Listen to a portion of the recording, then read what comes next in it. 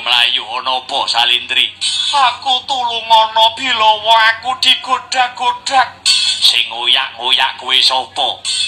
Ngakune jenenge Raden Kincakorupa pepatih ana ing negara Wirata. Lah ngopo kok ngoyak-ngoyak kuwi? Raden Kincakorupa duwe rasa, duwe tresna karo aku. Kamangka aku ora ngimbangi rasane Raden Kincakorupa, aku dioyak-oyak. Dipeksa kon dadi bojone, ya ampun nek nyawang aku kon dhuwur mengisor, munggah medhun bareng tekan dodon mandeg suwi ngono. Hei, ndi bojone niken? Metuwa. Wis ning mapan ning pojok benteng negara Wirata iki wis udakara jam meh 11:30. Ayo, tak tunggu. Bojomu tak jaluk. Aku tresna karo bojomu. Wulana bojomu kanggo Kincakorupa.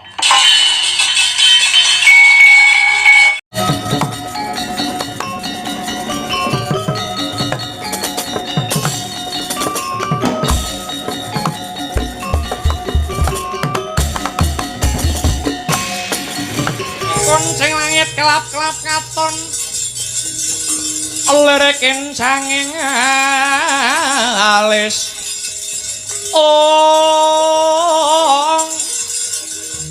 Ore sang meweh gandrung sabarang kadulu. Wukir moyak mayik.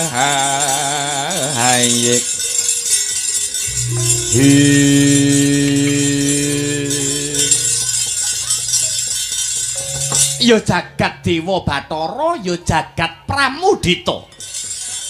Bebasan kaya ngenteni si leming palwa gabus kumambanging watu item.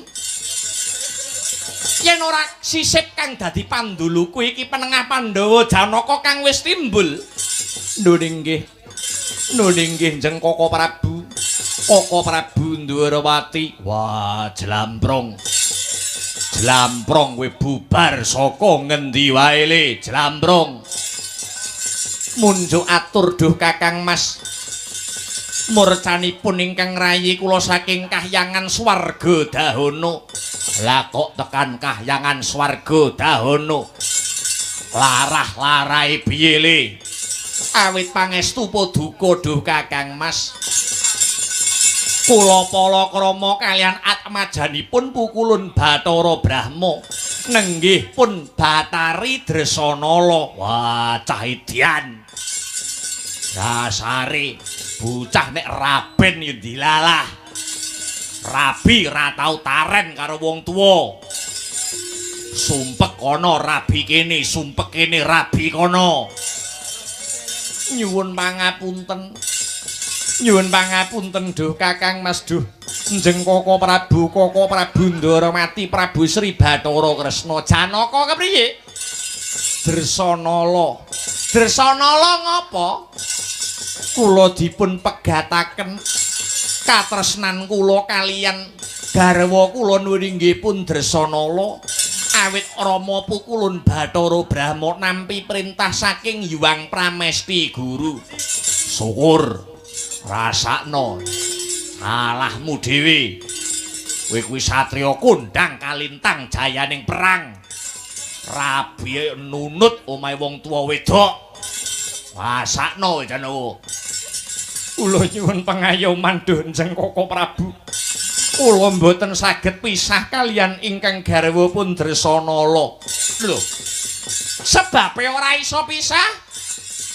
Yayi Dresanala sampun ngandhut jejabang bayi wiji saking kula duh Njeng Koko. Sabar sawetara Juna.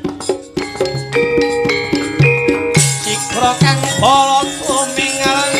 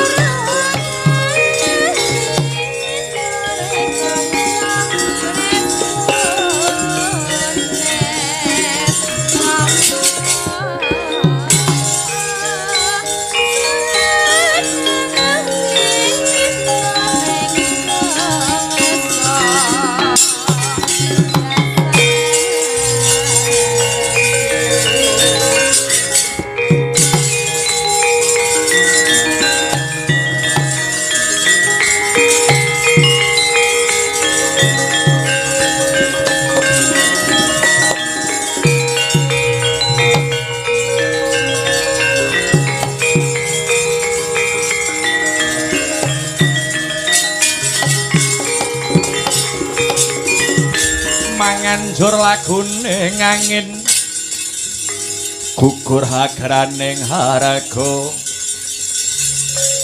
guru gurnita kagiri-giri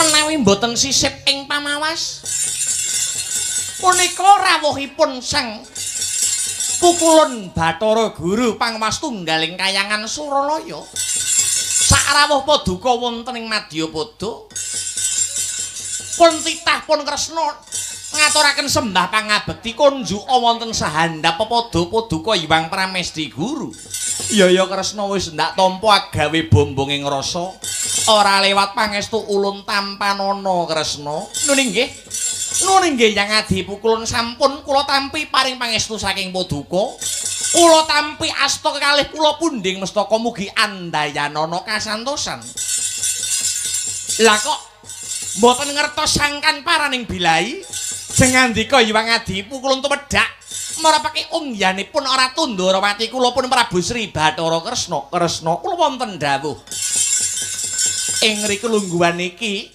panjenengan ulun minta senjata pitulungane Ratu Ndharawati. Menapa ingkang kedah kula bantu?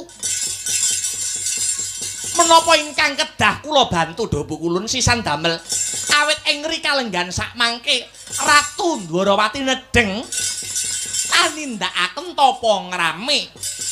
Bebantu sinten kemawon ingkang butuhaken bantuan. Punapa ingkang kedah kula bantu Dawa Kulun Kresna kula wonten dawuh ing ripalungguhan iki kayangan Suralaya ketaman goro-goro kagiri-giri mubal andute si blegedobok ngakak galak kumitir petite Sang Hyang Nagaraja akarya goreh rongeh para hapsara miwah para hapsari kadaya saka pangamuke bocah anyar katon jenenge Bambang Wisanggeni ngamuk punggung Suratamtaha dewa-dewa padha ora ana sing wagang nandingi kaprawiran kang sarta kadigdayane Bambang Wisanggeni iki mau lamun ora ana kumrembyahe ngastamu jumangkaing sukune Ratu Ndharawati kang jinejer dadi Ratu Titising Bathara Wisnu dewa kang andum kabagyan dewa kang andum katentreman iki mengko ora wurunga datan wurunga kahyangan bakal lebur tumpur dadi awu Kresna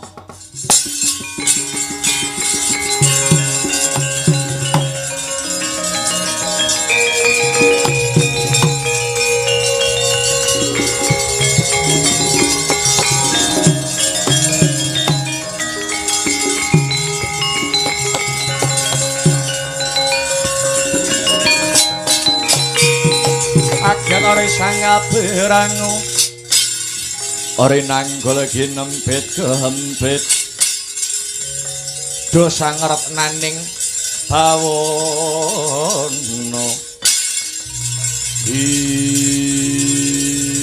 ya jagat ya Bathara pasesaning Bathara jagat Dawa Kulun kepriye Kresna nggih kula arsa ngestu padha dawuh pangandika paduka Hyang Adi Pukulun nanging wonten syarat-syarananipun wonten tetembungan jer Basuki mawa beya kelakone Panjangka kedah mawi pangorbanan apa sing nduk jaluk Kresna kula sagah mbiyantu panandhang ingkang hanimbrung wonten kahyangan Jonggiri Kailasa menawi rayi kula Madukara Janaka nggih Arjuna saged rujuk malih kalian garwanipun Putri Swarga Dawana nggih pun Dresanala Pukulun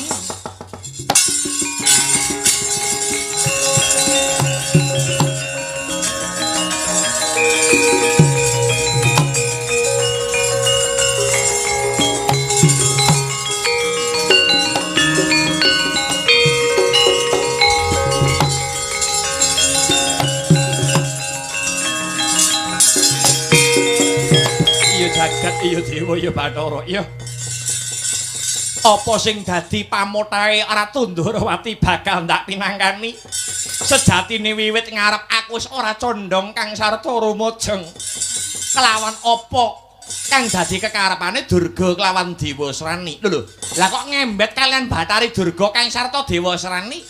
Sumurupa Kresna panjenengan ulun megalke katresnane Janaka kelawan Sidresanala ora krana kadaya saka jagat Tribawana kang nedeng ketaman geger. Nanging dadekno sumurupmu panjenengan ulun megatke katresnane Janaka kelawan Sidresanala awit putra ulun bocah tunggul Malaya si Dewa Srani nandukake rasa tresna nandukake rasa turidasmara marang atmajane Bathara Brahma putri swarga dahana kang sesilih Bathari Dresanala. Menawi mekaten lajeng kersa apa duka kados pundi mundhak kahyangan iki mengko dadi segara geni lamun ora ana pambantune Ratu Ndrawati. Iya, panjenengan ulun bakal njabel kang dadi ucap ulun. Maknanipun Janaka kelawan Dresanala bakal tak rujuk bali. Dewa Srani kelawan Sidresanala tak wurungake anggone dedaupan. Aduh ngaturaken panuwun dhuwur ulun.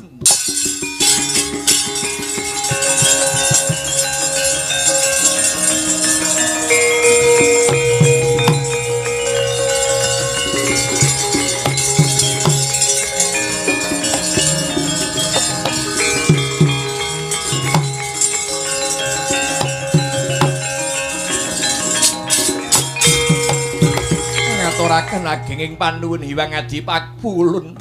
Paduka sampun minangkani menapa ingkang dados panyuwun kang sarta pamutahipun Kaka Prabu Ndrawati. Iya Arjuna tiba sepadha-padha. Awit saking agenging raos panuwun kula dumateng jengandika pukulun ingkang sampun nyambung katresnan kula kaliyan keng garwa pun Dresanala ingkang pinisah sawetawis lami. Ruhara miwah bebaya ingkang animbrung kayangan Suralaya kula ingkang badhe ndadaki Bambang Wisanggeni kula ingkang badhe ngadepi ingkang dados kasektenipun. Ya Janaka munggah kayangan Werkudara aja negake lakune adimu. Ayo tak tutke timbang ilang meneh kowe.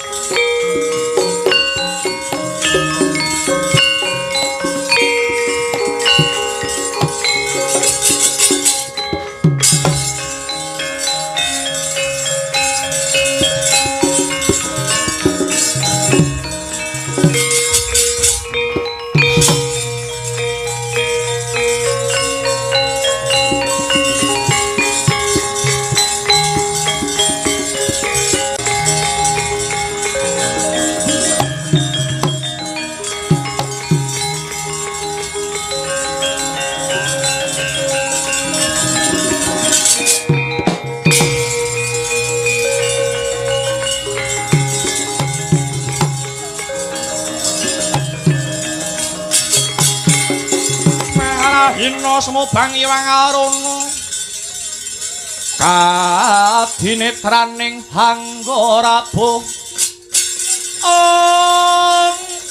sabaning kukila ringkane goro kakadara niki donganing kung lerewu sing bini benjo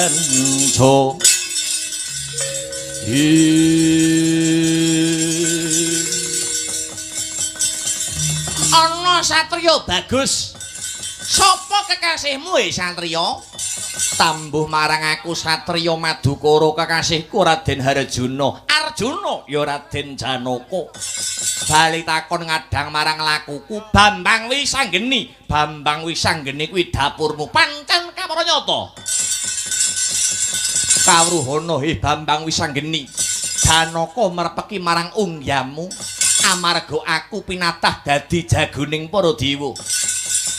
Aku ora leren anggon ngamuk ana kayangan yen durung diparing ngerti sapa bapakku sapa ibuku kurang ajar nganti ora kena diprenggake secara becik anggenmu ngamuk punggung mapan kayangan Janaka kang jejer dadi jagoning para dewa ingkang bakal paring pidana marang kowe ngejak pirang ladene kowe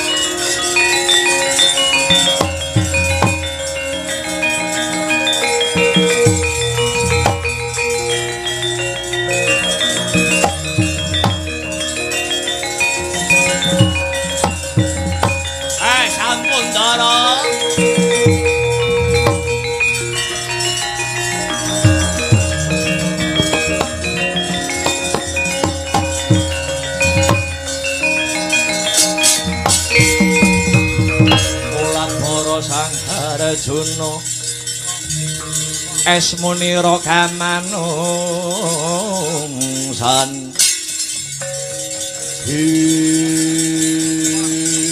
ayo Budya yen pancen kowe wani ngajar wani para dewa Depana panengah Pandhawa Satriya Madukara Arjuna ampun dipun lajeng-lajengaken Ndara kula Ndara Arjuna kareben Kyai aja mbok penggak kareben ngerti pidana apa sing ditampa kelan bocah iki ninggal ing reh tata krama nilar ing reh yuda negara wani ngamuk punggung kahyangan dijak-jakan nggih nek badhe sampean pejahi nggih mboten napa-napa ning kula titik weling apa Kyai Semar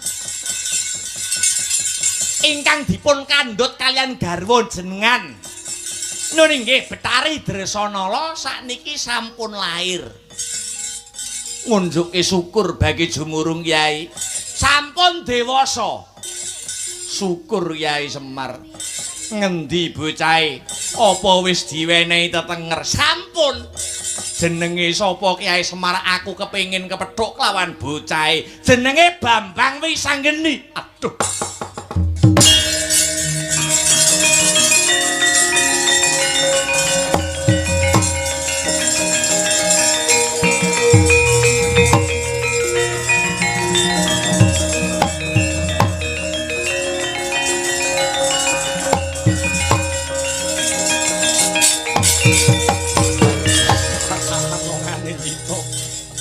bisa mikul dhuwur mendem jero asemane wong tuwa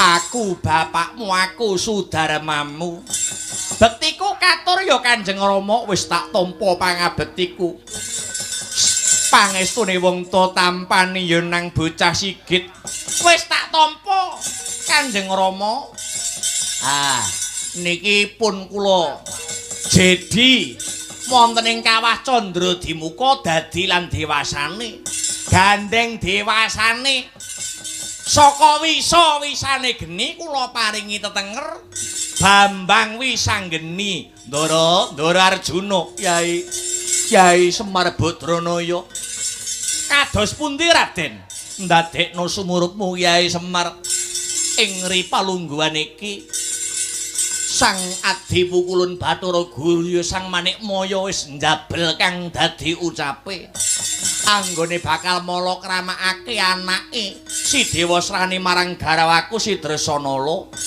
Bathara Guru wis ndodho ing reh kaluputane la lajeng wis anggeni apa Rama apa kowe kepengin sumurup sapa ibumu kang sejati sapa ibuku ibumu dina iki mapan ana ing Tunggul Malaya jenenge Dewa Srani slametna yen pancen kowe dadi anake Janaka kudu sekti lair kelawan batine kudu kandel njaba lan jerone slametna kawilujengane ibumu kelawan cengkremane mungsuh njaluk pamit Kanjeng Rama.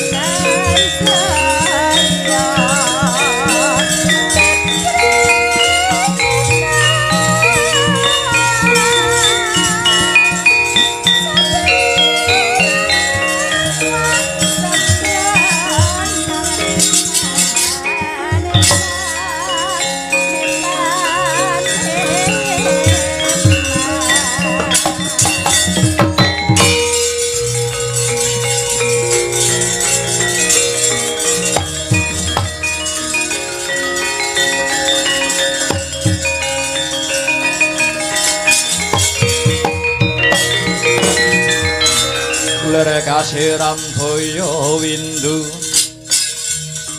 tumarujuk katon semi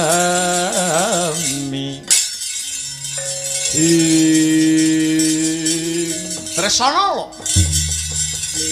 Dewa Srani ana paran wong wedok krubyuk kabotan Pinjung kowe ora sanggetuni lungane bojomu si Janaka Panengah Pandhawa Dewa Srani kang bakal angukup nampa kowe lair kelawan batine. Luwih becik tak entengake patiku. Luwih becik tak entengke patiku timbang aku kon ngladeni wong lanang liya. Sakliyaning Pangeran Arjuna, apa dak ruda paripeksa kowe?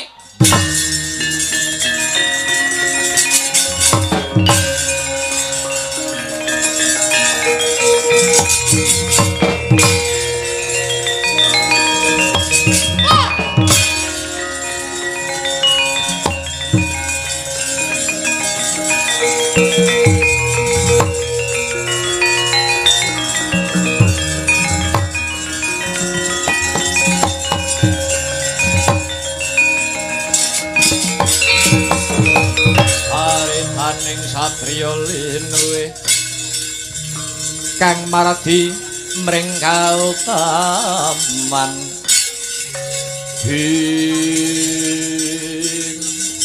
manjing ana ing negara Tunggul Malaya tanpa pariwara Bambang Wisanggeni kang dadi aranku Dewa Srani aku kowe arepe ngrabi karo si Batari Dresanala Sembada kang jinangka ing ngrabi Betari Dresanala yen wis bisa nandingi apa sing dadi kasektaning Bambang Wisanggeni. Wah, ladalah aremet dadi klalare ngepek-epek kowe.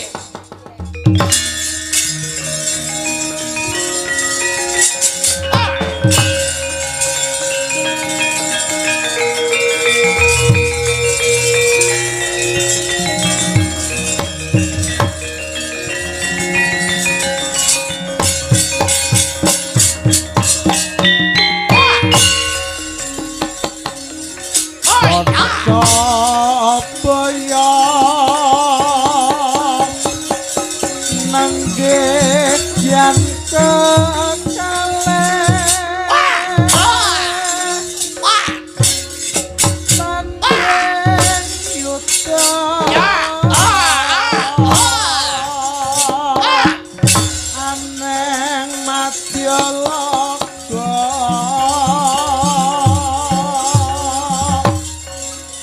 angabarkan sukirane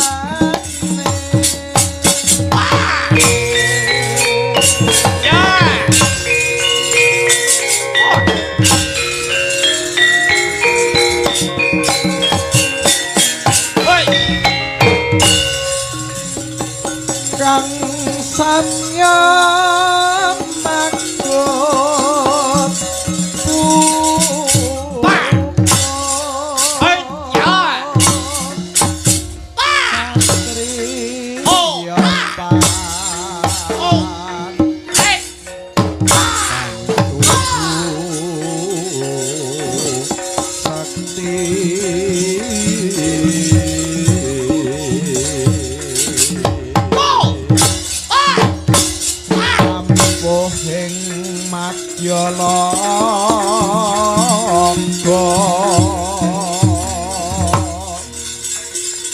tanon nokang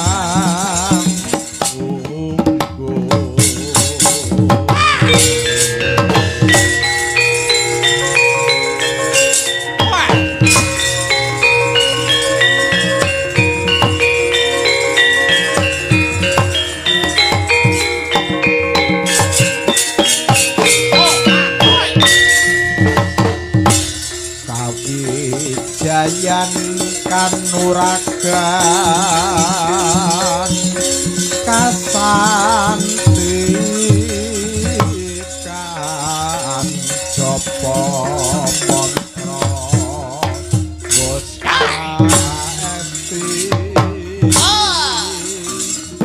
prawira jayen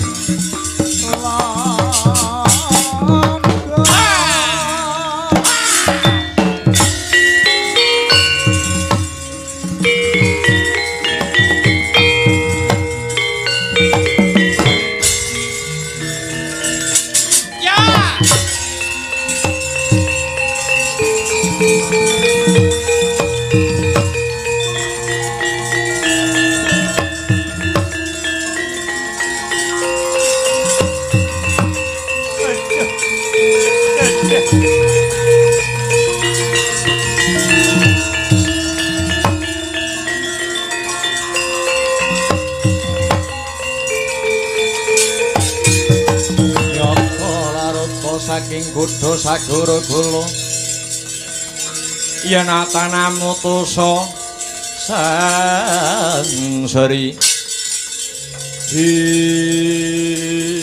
plak kapidara kepriye kabul kawusanane Dewa Srani. Waduh Kanjeng Ibu, waleh-waleh menapa munjuk atur wonten bocah anyar katon ingkang boten narimakaken kula dedaupan kalian memani ing kalbune inggih Pundrasanala ngancam ngincim dumateng kawilujengan kula naminipun Bambang Wisanggeni genti musuhe Ibu Munang.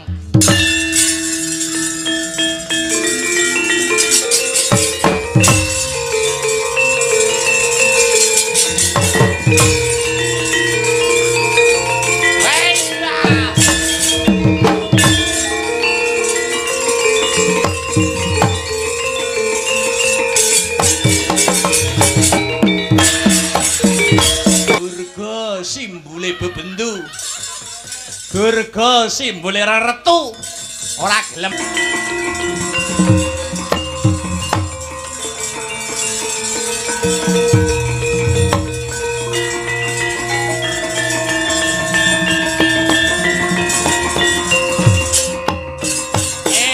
walik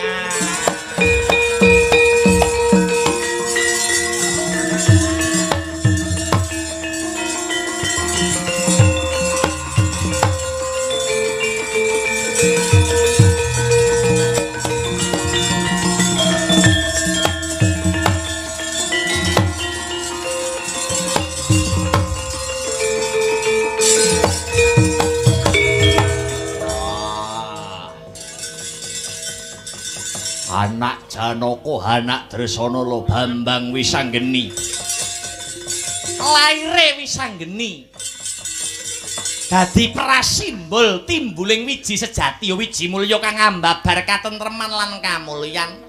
Inggih Ndara, Ndara Sinuhun Prabu Sri Bathara Kresna jumbuh kalian wawan pangandikan ing antaraning jengandika kaliyan kula ing ngajeng kala wau. Kahanan sampun manggih rahayu, kahanan sampun manggih ayem kang sarta tentrem awit wohing katresnan ing antaraning Ndara Arjuna kaliyan Ndara Ayu Dresanala wujudipun wiji sejati wiji mulya Bambang Wisanggeni. Astagfirullah.